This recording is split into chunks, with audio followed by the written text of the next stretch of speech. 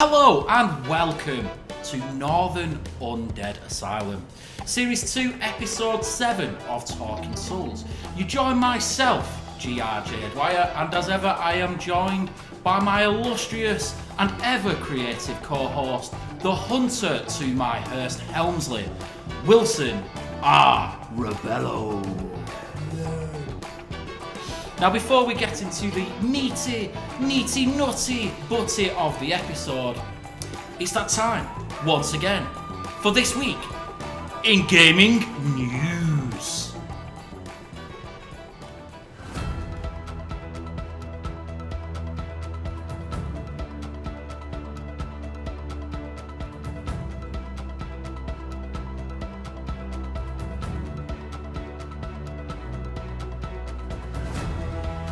Bethesda announced a charity auction for their upcoming title Starfield this week.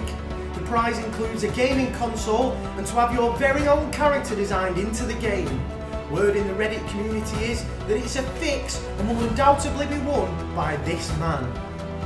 Grand Theft Auto and similar violent video games are to be banned in the state of Illinois after a state representative introduced a new bill. The Chicago Bulls franchise are furious and made this statement public. And finally, Konami are working hard in making a Frogger game show for people who are really good at crossing busy streets. Word is it will attempt to follow in the footsteps of Netflix naff mediocre success The Floor is Lava. Nice to see they've got their priorities in order. And that was this week in gaming news. Now, just before we move on, I must say the narrator's voice is extra sultry today.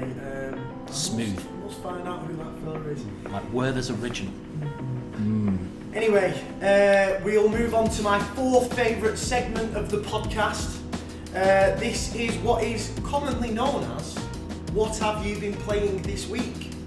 And seeing as I'm saying it, what have you been playing this week, pal? This week, I have got fully engrossed, fully invested, fully down with the Mortal Kombat franchise. Finish him! News of the Mortal Kombat trailer dropped. I watched it, I fully enjoyed it. It took me back to 1995. It took me further back to 1993 when I first played Mortal Kombat. I grew up on Mortal Kombat. I did my first ever fatality on Mortal Kombat. And I made my first ever friendship on Mortal Kombat. It's a franchise that I've held dear for many years, but fell to the wayside as one of apparently the best entries in the franchise series, which was Mortal Kombat 9. I didn't really experience the PlayStation 3 version. Yeah. And the PlayStation 3 version, and subsequently which was made available on PS4 through PS Now, and then obviously 10 and 11 have come out. I went back. I started with 9. What a game! Right, absolutely, sort of encompasses everything that it was when it was, when I was growing up.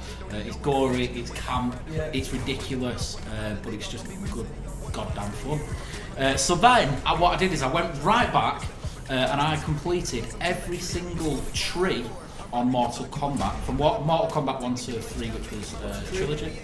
So you go up the ladder. Sorry, no, it's the tree, not the ladder. Is that like arcade style? Yeah, so like at Mortal Kombat ladder, you'd have novice, beginner, expert, and whatever. And you used to go up it, and you used to kind of vanquish the beast. And then it's been a little bit replaced, although that mechanic is still there with the story mode. The story mode, I'm still on 9 at the moment because I can't vanquish Shao Kahn. But I highly recommend. Tough. Yeah, it's good. It's good. I'm a big fan of fighting games, and I kind of switched over to Tekken. It was nice to relive a bit of youth with Ed Boon and the crew, who've done a great job of bringing NetherRealm back round to Earthrealm. Very cool. I don't know much about Mortal Kombat. Okay. I've always admired it from afar. Yeah. I was more of a Tekken player back in the PlayStation days. But is that because Mortal Kombat was predominantly arcade? No, I think, it made its appearance on arcade where it really kind of crashed onto the scene, and then it came to consoles, which was Sega Mega Drive, and may have been on Master System, but predominantly on Mega Drive, the 16-bit, so 32-bit systems, which were Mega Drive and SNES. And it was a button basher, and it was the first time that you could kind of do combos, and then there was obviously the Blood and Gore, which made it a bit of a taboo game for us. You know, like we weren't really supposed to play it. It was the one that brought in the rating system. It was. It is exactly right. He brought in the rating system, the gaming rating system, and it subsequently got that rating system and smeared blood all over it. I think probably the reason why you probably were kind of Tekken guy is the Mortal Kombat games weren't amazing on sort of PlayStation stuff. Right. They released Mortal Kombat on PlayStation. Yeah, they brought out Mortal Kombat 3, I think, for PlayStation, and then brought out Mortal Kombat Trilogy, and then brought out Ultimate Mortal Kombat. Right. And what happened was, the kind of the people that know and love Mortal Kombat have grown up with certain characters, and I think around the 3 mark they dropped a lot of the main characters and replaced them. What about Scorpion? He actually didn't feature on Mortal Kombat 4, I don't think, and it was a bit, might have been Mortal Kombat 3 actually, that he wasn't in the initial game, and then they brought him back in Ultimate Mortal Kombat. Oh, okay. So he's the poster boy of the series now. So the thing that really strikes me most, as I've never really played Mortal Kombat, is there used to be a secret boss in the arcade. The green, he looked like Scorpion, but he was green. Reptile. Is that Reptile? It might be Reptile. I think throughout one of the things with Mortal Kombat and what they've done with the series at NetherRealm Studios, as it is now, used to be, he started out as Aklon, I think. But basically, the creator Ed Boon, he's always been involved with it. So he's just as much as a fan as everyone that plays it, I think. And the decision was made to repeatedly drop characters and bring characters in to make it fresh and interesting. I think they've pushed that a little bit far now with like sort of the Terminator and everything going in it, but it's a great game though. Like, I can understand, the kind of the adrenaline rush that you used to get when you were a kid of kind of beating the game is back in these games, and it's Tekken and sort of Virtua Fighter and sort of even the Street Fighters. I think they've kind of lost that a little bit for more sheen, more gloss, more sort of kind of concentrated on the arenas, trying to break through and stuff. But Mortal Kombat is kind of, it went 3D for a while. Went 3D for a while, and then kind of went back to 2D palettes and put 3D characters within them, and it makes for an absolutely awesome, like flowing game. And it's had its ups and downs, but it's definitely back to what it does, and I think the film will do very, very well. Yeah, I do like the fact that they keep the sort of the 2D. You're both on the side. But I said to you the other week, didn't I? I said I really want to buy a fighting game. I've got UFC 3 installed, which is technically a fighting game. It's a good game, man. And Tekken 7 was available at a very reasonable price. But nothing drew me to it at all. No, I think with you talk about UFC 3 and you talk about Tekken and you talk about sort of Street Fighter and stuff. These games have become so technical in like your combos and your grapples. And it's sort, for me, it does take away a little bit of the fun of sitting down and just playing a beat 'em up game. Like, I don't really want to know what I'm doing. Like, and the combos are everything about Mortal Kombat as well. But you can get away with playing with 2 people, just doing a bit of butt bashing and blocking, and he did a special move. Do you know what I mean? That's the thing on UFC 3. I played with friends who were really good at the game, and there's just no availability for a novice, as you said before. You need to at least learn the game to play. You do. And I think you've got a point there. Yeah, I think you can kind of stretch Mortal Kombat as far as you want. I know that it is now a competitive esport, of which I will not be competing unless you're going from 9 and below. But it's just brought that fun back. I really do think there's a lot of element of sort of just, if you are a beginner, if you are a novice, you can go and you can enjoy the story mode. You don't have to play online and get your ass whipped every time. Do you know what I mean? And honestly, Tekken 7, which I have platinumed, well, there are no is an amazing game. But Jesus Christ, it can be seriously hard. Online? Yeah, online it's just, you waiting forever, that's it. That is the trophy that doth elude me, to be fair. But in terms of fighting games, it's took me right back, and I know a lot of people have played it, and a lot, but for someone that, kind of thought it was going to be a little bit, it had lost what it has, it hasn't at all. So have you played 11 as well? I have played 11. I played 11 briefly. I bought 11 and 10 the other day. From what I can gather, I think we're going to like 10 more. Yeah. It seems a bit darker, but 9 is a wicked game, man. Absolutely no surprises whatsoever that it's held in such high regard by the fans and new players alike. I did get torn between 10 and 11 when I was deciding which to purchase, and eventually just decided that I wouldn't buy neither. Buy neither. Just carry on the pain of never playing a fighting game. Stay in the neither realm. Never realm. What about yourself? What have you been playing this week? I just went back to a game. This game just draws me back again, like you were saying with Mortal Kombat. Not similar at all, but. Control has hit this podcast like no other game. It has took full control. And I'm being a Dark Souls obsessive. I'm obsessed with lore in games these days, and Control is absolutely ram-packed with it. We've lost a light. It's okay. It's turned out. Yeah, we didn't pay the bill. Yeah. So never mind. It's McMurdo Station. It's McMurdo Station again. We will sort it out. We will pay the bill, but we are. For the foremost of the rest of this episode, going to have to do with that lights. Yeah, so well, never that's mind. bright enough anyway. Yeah. Yeah. So the Remedyverse caught me in a sandstorm. Managed to find the links between Alan Wake and what's the one that was Xbox exclusive, Quantum Break, yeah. and Control and Max Payne. A little bit. Is there anything of Max Payne in there? A tiny little bit. I mean, that's not really what. Well, it is kind of what I want to discuss about. Okay. It's because Max Payne as a series is what I've been going back to. Wicked. I've touched a little bit on Max Payne 1. Yeah.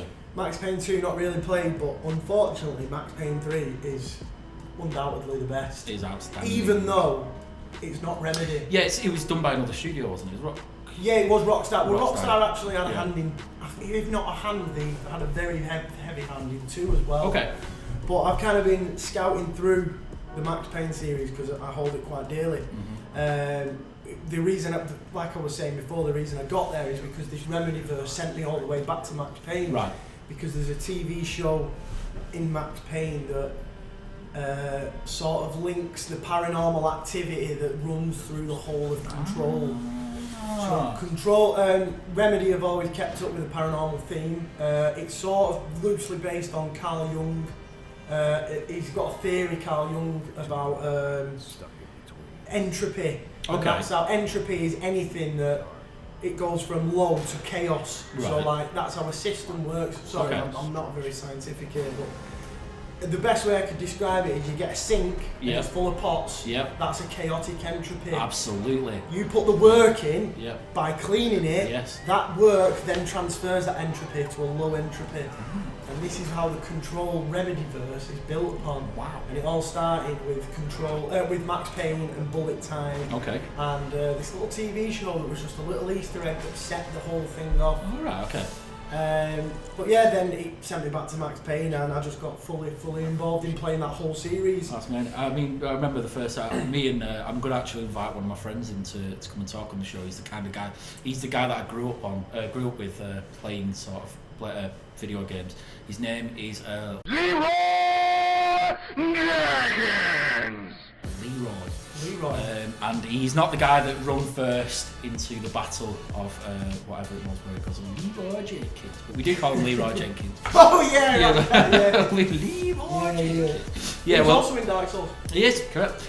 So yeah, we saw that Max Payne was coming out on official PlayStation Magazine 2 or whatever it was, and I think we swapped the entire contents of our houses, whatever games we had. We went down to a place called Ashton, and we swapped them at game, and we managed by hook or crook, I think we even swapped a console for it as well. We got this copy of Max Payne, and we went home and we played Bullet Time forever and ever and ever and ever and ever, just diving around the screen. Yeah.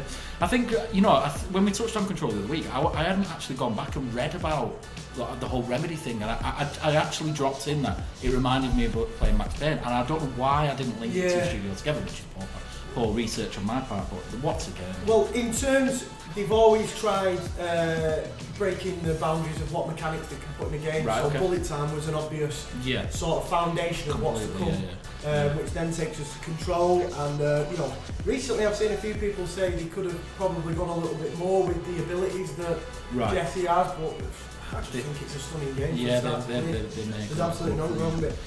The game I have been talking about is Max Payne 3. I know it's a long way round to go to Max Payne 3. Wicked. But credit to Rockstar, credit to Remedy for setting the foundation. Yep. That is one of the best third-person shooters on the market. Yes. The story from start to finish is riveting. Yes. Involving in Brazilian corruption, murder. It goes right the way through. It's a bit like the Wire of video games.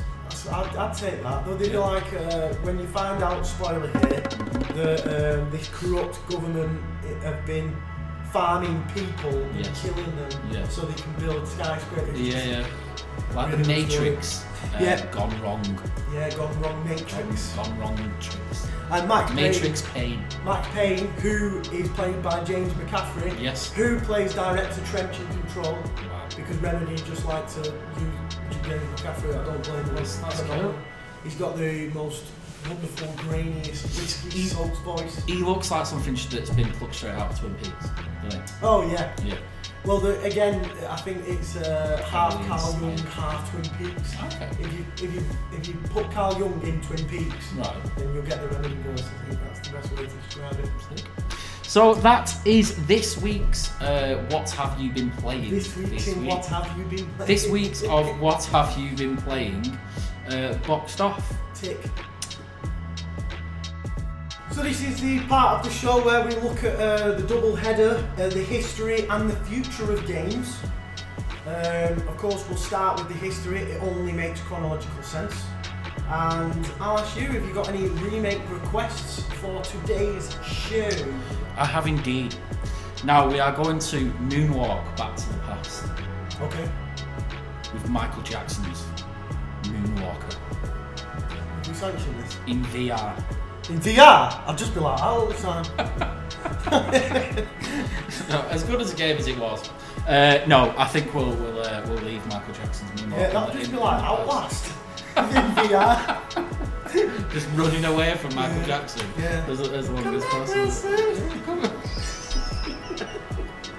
Sorry, many apologies. Come back. Could be deemed Come offensive, back. but- Pretty sick though. Imagine like the open world environment. Yeah. Just running around Neverland. just running around Neverland. Do you know what I mean? Always backwards. Never. Again, always still never. Outlast. Aye, still Outlast, definitely. Scarier than Resident Evil 8 actually. Neverland. Never mind. I've actually gone for one that I played when I was in school. Okay. School? Yeah, so we used to have this thing in schools, it's called IT, right? And information technology, Yeah. I'm sure they do still have it, but basically we were the generation that was going to be trained on computers. Yeah. Now I sound like a super old dude here, but we were rocking Macs back in the day. Not quite these Macs. I'll pull up a picture. The big Macs. Yeah, the big Macs Deluxe. Yeah. I think it was when Steve Jobs was head of the party the first time round before he got sacked. I mean, there's not much age between us, but we were definitely Microsoft. Yes, we 97 were. and We were. X. What was the one after? XP. That's it. XP. It was like they were already throwing the X's in when we were growing up. Do you know what I mean? So there's something there. Yeah, but basically during IT, information technology, with Mr. Kinsella, if you're out there, I'm sure you will be watching. I think we had a Mrs. Kerwin as well, but never mind. Or maybe I did. Anyway, so the remake request this week would be 1995's Discworld, which was on Mac. Whoa, that's a blast from the past. Discworld. Whoa. So, what's Discworld? I mean, there's blast from the past, and then there's like archaeology. Yeah. And this is one of the first sort of PC CD-ROM games. If you don't know what that is, check it out. It may blow your mind at the amount of data that you could get on a CD back in the day. 5 kilobyte game. Yeah, trust me. Let's just say that Cyberpunk certainly wouldn't fit In it. a second-hand set Even though of the dimensions. graphics were just as good. In an Yeah, astral so plane it was that like a never sort of meant to point and click sort of Okay. RPG adventure game that was it was actually written by the author Terry Pratchett. Wow. Yeah, so he I like that. so he had this whole thing called like a universe called Discworld. Oh right. Yeah, so Somewhere and he in darkest sanctioned Ankh-Morpork, and worked on the a game. sinister plot It was is about to unfold. It was one of the first games I ever played that give you that sort of escapism. Yeah. And I don't just mean from the classroom, we used to stay after school and play. It was pure. Just experiencing the new world. No. I mean, it was lovingly drawn, which he invited lovingly drawn and perfectly crafted. I'm not too sure if there's been any sort of sequel or anything. I wouldn't want to know if it's because this was such a perfect game in its time there. In 1995, we just never got anything like that. What was that?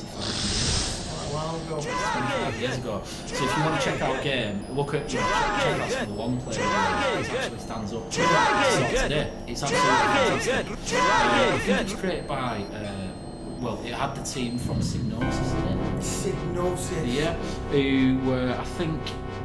Yeah, they were kind of. I'm not just looking at the thing there, but I'm just thinking I think they turned into Liverpool Studios, so they had like sort of Wipeout, Liverpool Studios and other stuff. Yeah. So it was. I'll see you again next week for my usual special. Yeah, it was. I've just checked, and it is Psygnosis who turned into Liverpool Studios. Creators of one of my favourite games of all time, Wipeout, Lemmings, and Colony Wars. Colony Wars, nice. Colony Wars. So that is my remake request this week. I think good. if you were going to do it in today's sort of vein, it would be very much that sort of Final Fantasy VII remake. Right, okay. So action RPG. Yeah. I would change the way they went around because I think the world was so rich, it was so colourful. You could really get in depth with it. Yeah. You could really get in. When you talked about that escapism, it kind of reminded me back in the day playing Lego Island on Windows. Class, yeah. Lego games used to deliver pizzas, and then some guy went to space and he nicked some, and you had to go up to space and save the island. Really good game. Yeah, we'll stick a video up of which you can watch right now. Let go. Let go.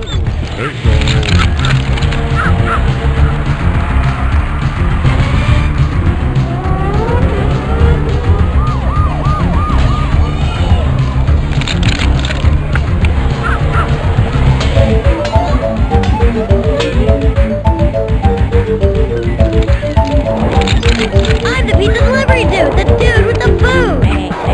Ollie! Now watch this! Be careful, Pepper. Way cool.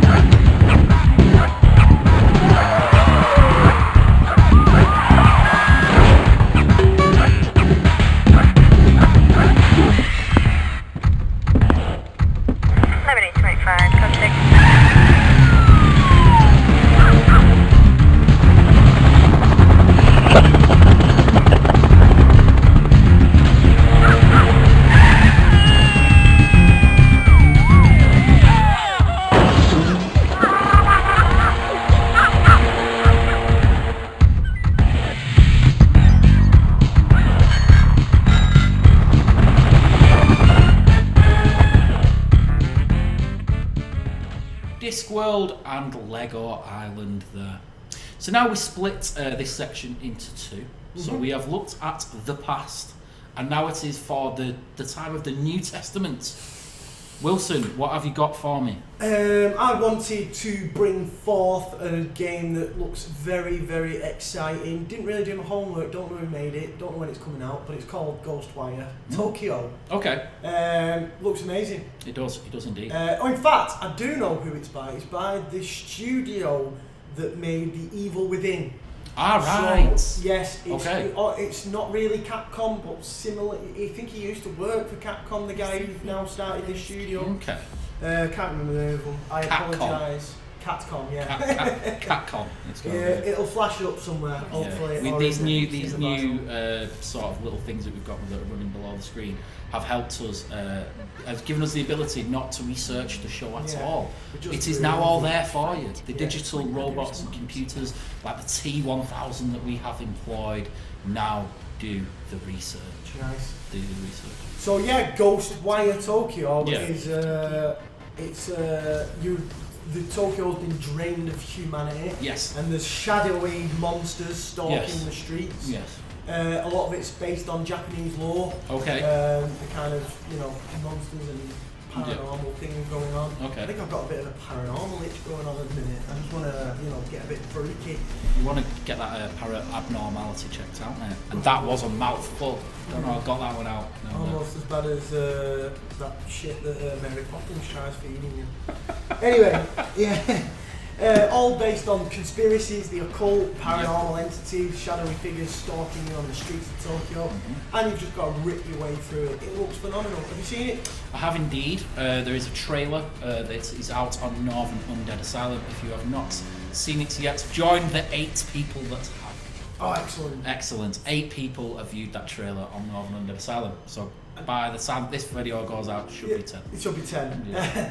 I have a good little memory though, because Yeah. when the PlayStation 5 was announced, Yes. and we were WhatsApping furiously to each other, and my stepson, we were watching it together, and he looked at every single game. The only 2 things that he said was, "Look, Lee, there's Demon Souls for you." And then Ghostwire Tokyo was like, "That one actually looks pretty good." Yeah. So it got the seal of approval from a 13-year-old. It must be good. Yeah, I think the whole when I saw it, the kind of vibes that it gave me. There is a game that was on PlayStation 1 called, and I'm just plucking this out now, so I'm sure it was called Heart of Darkness. That does ring the bell. Right, so Heart of Darkness is nothing like this, but it's got those creeping spirits coming in. So I think when we one of the games that I was going to remake request, and I know this sounds like I'm going a bit around the houses, right, yeah. but was Soul Reaver. Yes. So that split plane between 2 worlds, and sort of that, it looks like it's got a bit of a platforming element to it. I don't know if I'm dead right, but that's the kind of vibes You it mean gives me. Ghostwire? Yeah. I think there's a lot of not the what's the zombie game where you're parkouring about. I don't think it's a platform. No, Dead by Daylight. Yes. Yeah. But it looks like it's sort of in that vein. But, again, criticism if we're wrong. I don't think many people know much about this game, but it's something that we're looking forward to because of the mechanics that are employed. So, what's that game that's called that's just come out on Xbox? The Medium. The Medium. Where it's yeah. So this looks like PlayStation's answer to that, for me anyway. But really interested in seeing what that game throws up. It'll probably be one of the first titles that I get my hands on because I still haven't got hold of a PlayStation 5. It's impossible. Thank you, Scalpers. Impossible. Thank you, Scalpers. Big shout out to Scalpers. No, I've got to doing the best. I know you're trying. You're doing the best. But yeah, no, great game to kind of look forward to, and I think we'll probably cover that a little bit more as we go. I'm gonna, at least attempt a little bit more research, and we'll talk about it in more depth. Other than it's got spooky monsters in it. Yeah, it's that far into the future. We don't even know anything about it ourselves. No more about Elden Ring. Yes, so it's not going into the little drawer that we keep the new games in. It's just teetering on the side. It's just waiting to give us more. Okay, so that is this week's section of Doth Past and Doth Future.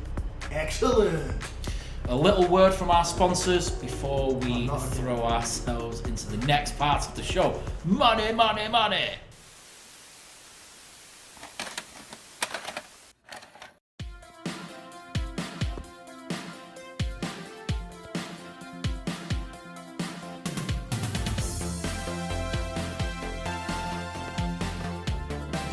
Hi, I'm Freddy Turbo, Souls Aerobics Master, Time Traveling Guru, Fitness Freak. I'm into arts and books, really cool stuff now. But I used to be a cocaine, bitches, fucking shit up. That's not me anymore. I'm Freddy Turbo, Fitness Regime, because I turned my life around, and I know with the power of Dark Souls, fitness, and aerobics, we can do it together as well. It's aerobics for the mind, fitness for the soul. It's Freddy Turbo's Dark Souls Aerobics. So you died and you want to get fit? Featuring 5 unique workouts taken directly from the Dark Souls universe. Available at your local Blockbuster or just $9.99 with selected coupons.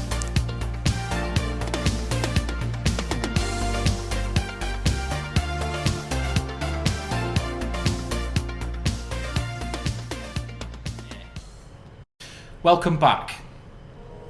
Our sponsors have yet again disgraced us. Not as bad as last time. But Not as bad as last time, but you know, we've got to get this. We've got to get the money in. Never mind. So this is the part of the show where I ask you, Wilson, if you have seen it. I've seen it. I've seen it. New docu-series on BBC iPlayer by Adam Curtis, Okay. who released Hypernormalization. Right. Has it ever come across you? I have not come across this, so I'm just as new to this as the viewer. It's Charlie Brooker and the guy from Black Mirror. I forget his name. Charlie Brooker. It's the same person, isn't It's it? the same person. If Charlie Brooker Yeah, met Charlie Brooker. got a little bit serious, Yeah. I feel like this is the serious answer to how Charlie Brooker likes to take the mick out of how mental our world is. Okay. So he's got a new docu-series out. The first episode's called Can't Get You Out of My Head, Right. an emotional history.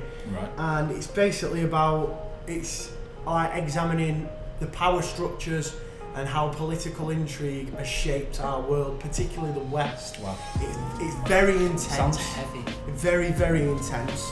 But I don't want to say it makes you feel like a weight's been lifted, but I think the appreciation that, you know, that there's so much going on. Yeah. It's, I don't know, I feel like it makes you feel there's some sort of community that knows that sometimes power and politics can be really bad for the progress of society. Okay. And it's just an absolute neo-stylized masterpiece. Wow. From start to finish.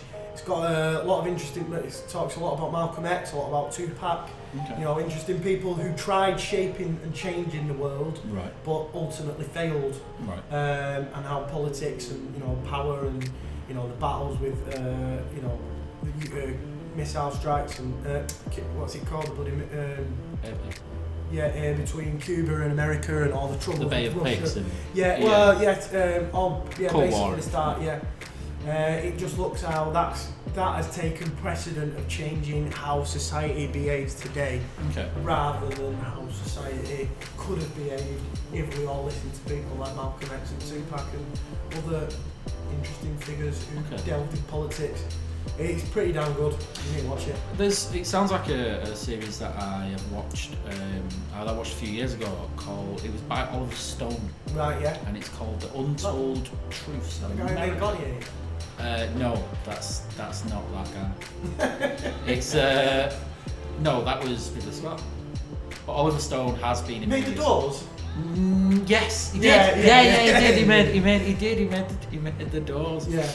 And I, for the life of me, I can't remember the other films that he made, but he has made. My Basic Instinct might be Law. It might be Money Never Sleeps. Wall Street. I'm sure he made Wall Street, but he might not have. But we'll see. We'll get the T1000 to tell us on the ticker below about Oliver Stone's credible history. But yeah, he did a series called The Untold Truths of the United States of America. Right. And he goes all the way from the Second World War, and he goes through each president until he gets to Obama. And that's like a very much a sort of look at America from without rose-tinted spectacles, if you do, and look at the trouble that they've caused, the way they oppress certain places, the way that you know, presidents are puppets, and that, you know, it's at the end of the day it's all about money, and you know how they forget about their people at home. Yeah. It's an incredible series, whether you believe it or not. It's just a good thing to kind of get someone else's perspective, and Oliver Stone could talk you into a coma in a very good way, because he's got a sultry and silky voice. He sounds a little bit like the guy that does This Week in Gaming News. Interesting. But yeah. I still think James McCaffrey, out of anyone in the world, could literally talk me into sleep. going on a rampage. Wilson's and GRJDwyer's Man Crushes series coming soon. Top 10. I actually feel like I could actually do that series. I actually truly feel like someone like James McCaffrey probably deserves the second award. The second what? The second induction into the NUA Hall of Fame. I call it. I think, James McCaffrey, you have just been inducted to the NUAHOF. You know what I mean? With that guy whose name we couldn't remember last week. Bear McCreary. Bear shit in the woods. Bear McCreary. Yeah, he deserves it truly for Max Wicked. Payne and director Trench. Sweet, we're getting a pretty good band going together. Yeah, yeah. Bear on guitar, looking at your man on vocals. On vocals, just No. talking. Sound. I have almost overlapped my own scene out there because I've gone back and I have watched 2013's NBC's Hannibal. By Oliver Stone. Not by all this. It's got Mads Mikkelsen in there. It has. It's got Mads Mikkelsen in it. It's got Morpheus in Is it. it Mikkelsen? Mads Mikkelsen. I've been living in Hawaii all this time. Mikkelsen. I'm sure he doesn't. Yeah. I'm sure he's not going to come round to your house and cook you up for dinner. No, Danish people are really friendly, so they'll be like, I don't appreciate the way you say my name. Yes. Would you like some bacon? Yeah. I don't know where that's from. That was, If you watch him in the series, it is great. It features Mads Mikkelsen or Mikkelsen, Morpheus. Playing he's Morpheus. isn't he? Yeah, he's playing Morpheus as well. Basically. Yeah. Just he takes the red pill every time. Gillian Anderson, who may one day be inducted into the Hall of Fame for a role in the X-Files. And The Sex Files. have you seen Sex Education? No. Where she plays she's the mother in Sex Education. No, I've not seen She's it. she's a sexual education tutor. Okay. That will be my next week's scene outs. Yeah, we're still on scene route. We're still on Sex scene outs. Education. Yeah, so Hannibal. Yeah, brilliant. It's a Brian Fuller series who now he's more recently done American Gods. Yeah. A very visual director. Even though he's not directing, actually, he's actually the writer. He's the writer. He is the writer, but I know that he has a lot to do with the visual direction of the show. For example, American Gods. He has got a lot of that to say. They brought Thomas Harris in, who originally wrote Silence of the Lambs, Red Dragon, and subsequently Hannibal, which Red was Dragon's an incredible book. It's a great book. Good film as well with Edward Norton. Yeah. Silence of the Lambs is obviously a Stonewall classic. Hannibal, the film, wasn't as good as the book. The book was pretty good. What's the other Red Dragon film with the guy from CSI New York in it? There's another Red Dragon film, and it had a different name. Double Dragon. It was before Ed Norton. It was Gil Grissom from CSI New York Playing Red Dragon? Playing Ed Norton. Oh, okay. So and Hannibal was of course. Really? Honestly, I'm telling you. What about like Buffalo Bill and stuff? No, about Anthony Hopkins as Hannibal. It's the same film as Red Dragon. What? Yeah, I'm telling you. I don't. It's got a funny name. I can't remember the name of it. What, like recent? No, like 80s. 80s? Yeah. Bloody, I have had my mind blown. I didn't even know this existed. Yeah, it does. It's brilliant as well. Is it really good? Really good. Really good. Wow. But don't get me wrong, the Ed Norton and the Voldemort one is brilliant. Really good. Oh, it's This Voldemort, one's isn't just it? as good in it, yeah. Yeah, so the book's great. Red Dragon's absolutely fantastic. Yeah, fantastic, yeah. And Silence of the Lambs is obviously superb. And Hannibal, the film, the book is brilliant. Yeah. But obviously Jodie Foster didn't play Clarice Starling Well, they in brought her Hannibal. thing in, didn't they? What's she called? The thingy one. That's The one in from Jurassic Park 2. Oh yeah, she's in Jurassic Park too. Yeah. Whoa! It's all coming together now. Do you know what I mean? It's all coming together. It's all coming together. Yeah, but yeah, it features us and Mr. Darcy, Hugh Darcy, plays the main character. He does, doesn't he? Yeah. In Hannibal. So it's a very graphic, very fantastical, very over the top, but very visually satisfying series. It only ran for 3 seasons. Have you seen third season? I have indeed. It's the only one I'm yet to see. Okay. But the first 2 were stunning. Third season's again brilliant. It steps into the realms of, do people really speak like this? But if you suspend disbelief and just get along the ride with Hugh Darcy and Mads Mikkelsen's characters and the way that Gillian Anderson's played. So I've actually seen the series in full before, and I really enjoyed it. I went back and watched it with my partner. Superb. He finally absolutely superb. He's on the run in season 3, isn't he? He is indeed. I love all the cognitive behaviour that he does when he's still a practicing doctor, is it? Yeah. I think all that stuff's fantastic. Yeah, it's great. It's great. The way it kind of, all kind of links together throughout the series and how it kind of plays on the whole 3 seasons really are trying to get try to make you play a character just as much by seeing how if you empathize with empathise with, and you know, you almost become part of the show. And I really do truly believe that they achieved that. It was great. Yeah. It was great. Big credit to Mads Mikkelsen Yes. for taking on the legend that is Anthony Hopkins. Yeah, in a yeah. role that not many people could pull off. No. He really did pull He it really does. He makes it his own. I think, you know, the courage to be able to do that and play a stone-faced killer, Yeah. who is, you know, Who's terrifying. he's terrifying because he's so, you know, artistic, if not autistic, if not, you know, psycho. He's got obviously a psychopath, Yeah. but he's also got bizarre friendships with people. He's a superb villain and all-round character, and a masterclass in how to write a character. You know, well before sort of Breaking Bad did that good guy turns bad. Yeah. You know, I know that we're not going to say that Hannibal's a good guy, but he seems at first. But he does seem at first. He has genuine sort of, you know, care for some of these people that are around him for whatever reasons there may be. Butties. Mm-hmm. So I think that's this week's Seen Out. Seen Out. Yes. Has been sun. It has been sun and stamped off. So, just before we carry on to the final stage of the podcast, I thought I would just refer back to our little discussion before. The original Hannibal film was released in 1986, and it was called Manhunter. Wow. And I am aware of that it film. was Gil Grissom from Yes. CSI Crime Scene Investigation, who is called William Peterson. Okay. He played Will Graham. Yeah. And Hannibal was not played by Anthony Hopkins, as all you at home, all 32 of you at home are like, duh, Lee, it was Brian Cox. Yeah, it was Brian Cox, who did a really good job. It's a really good film. Sweet. It's exactly the same as the Ed Norton, Ralph Fiennes Red Dragon, Right. but just the original, and it's fantastic. He's had a crazy career, hasn't he, Brian Cox? Well, he was in, after he was in films, he was in the band from the 90s, which were called D-Ream. And then he's now an astronomer. He is an astronomer. He started off as an actor. He may have gone from Manhunt in 1986 to Mars by 2026. He'll do it. That is a storied career. Have you ever seen him get really angry when people say he's man of the moon? I just want to say I'm really annoyed at you. Really annoyed. He actually lives near you, though. I actually, his family do live near me, but I think he's buggered off to somewhere. He's probably buggered off to Alden Edge or something like that.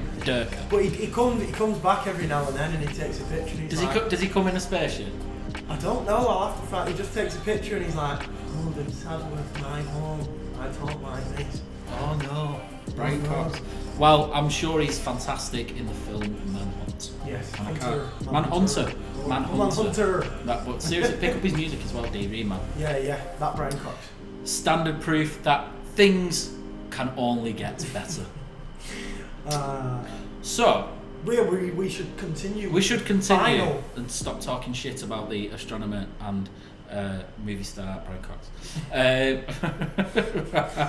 Right. So this is the part of the show which I get most excited about. Yeah. And do you know why that is? Hit me. Because it is Wilson's wonderful The Grand Archives.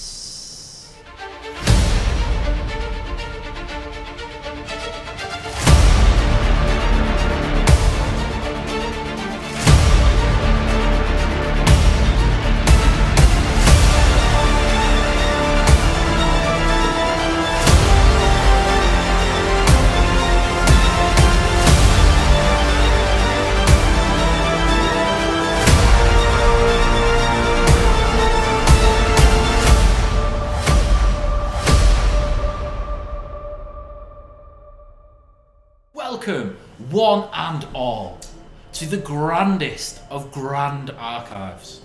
This week I'm going to pose the question to Wilson R. Rebello. Oh, yeah? I don't know where the R's come from. Yeah, neither do I. My I middle think- name's Nicholas. Is it? Wilson Nicholas. It's not real. William Nicholas Rebello. No. That's going to be a running standing joke now. Yeah.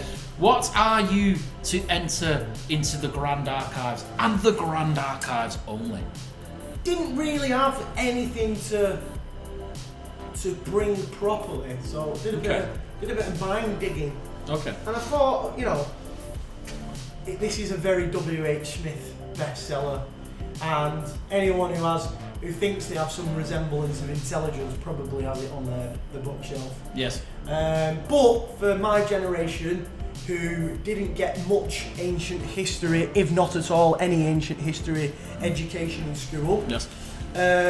I decided to pick up this book because it's a great little brief history of human beings. It's Sapiens by Yuval Noah Harari. Wow, I think we've just blown open the Grand Archives. That is probably the heaviest of the books. It's not heavy. It's not heavy. It's so well written. Okay. It's like this jolly bloke in a pub.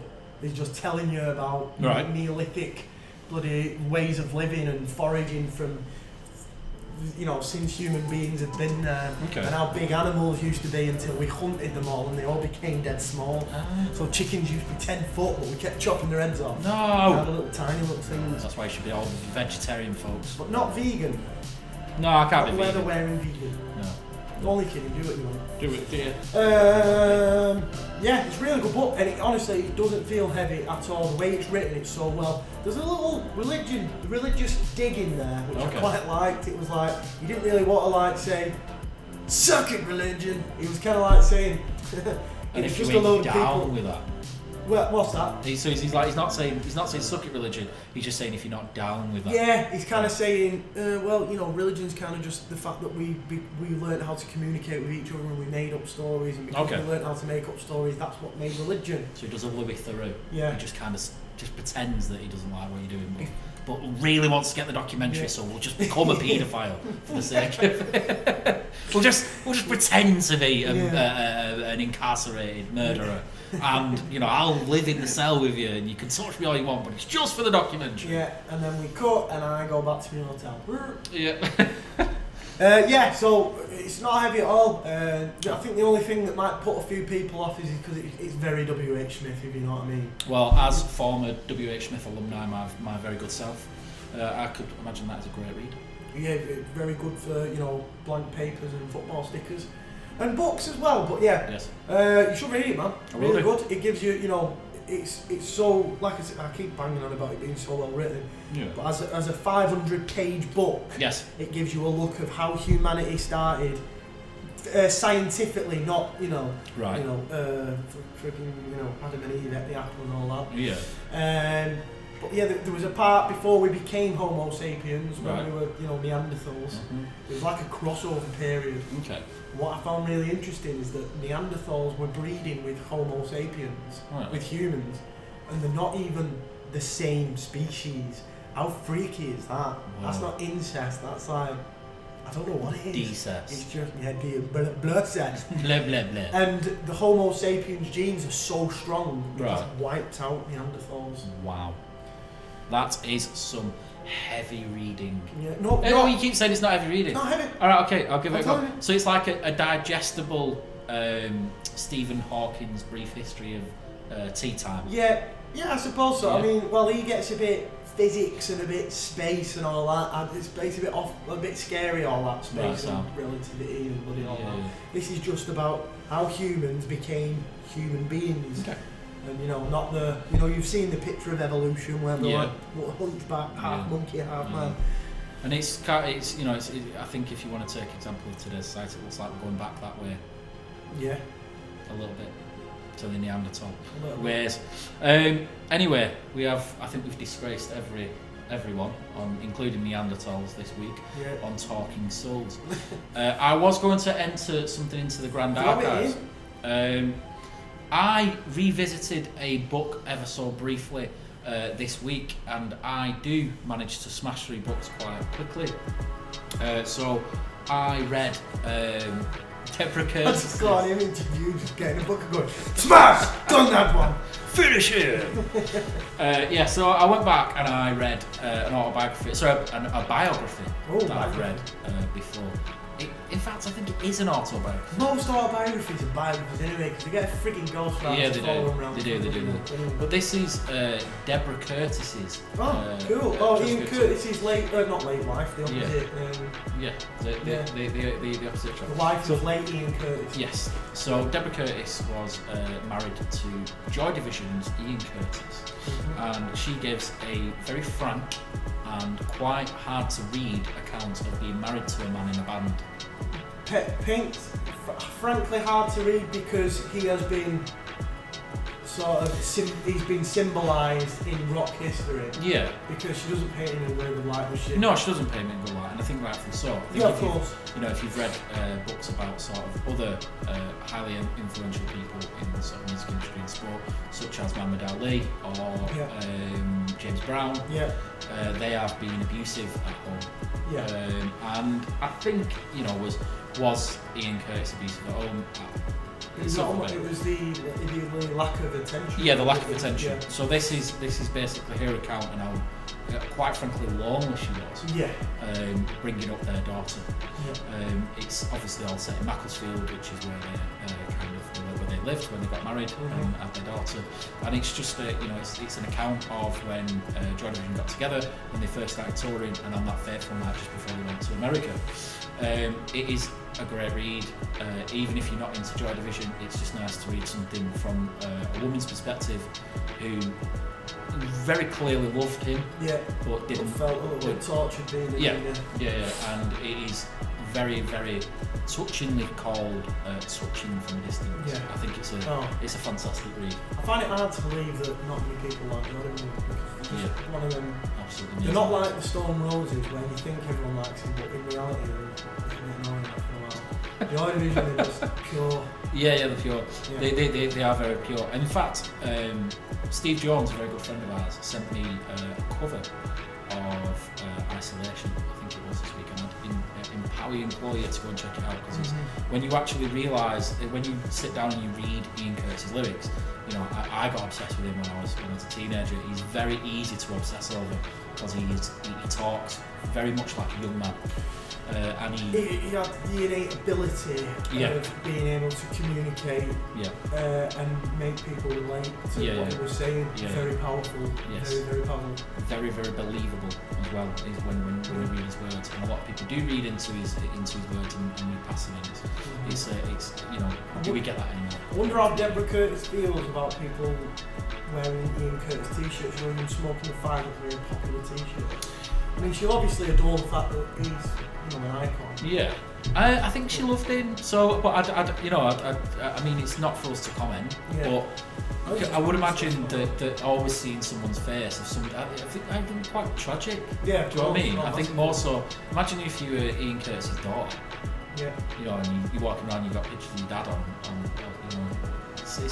It might be cool if you didn't know, and about his infidelity and stuff. That might be quite difficult to stomach. I know that she distanced herself from doing anything with that book for that reason. Yeah. So give it a read. It is a very private book that is weighty and just fantastic to read. Yes. I think that does close this week's Talking Souls of Northern Undead Asylum. Is there anything you would like to add? Nothing more to bring to the table.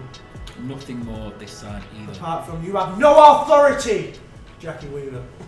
No authority, Jackie Weaver. Into hyperdrive we go. Until next week. Punch it!